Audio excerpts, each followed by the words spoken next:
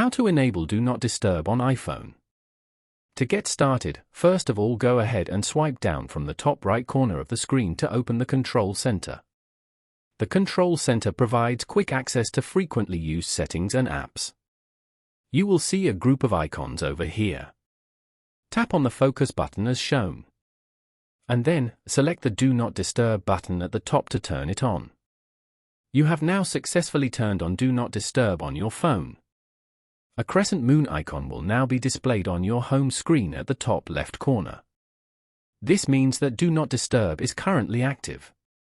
This way, you get more control over your experience with the device. Following these steps, you can easily enable Do Not Disturb on iPhone.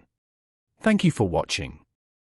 Please leave a like if this tutorial helped you, or leave a comment below if you have any questions related to the video.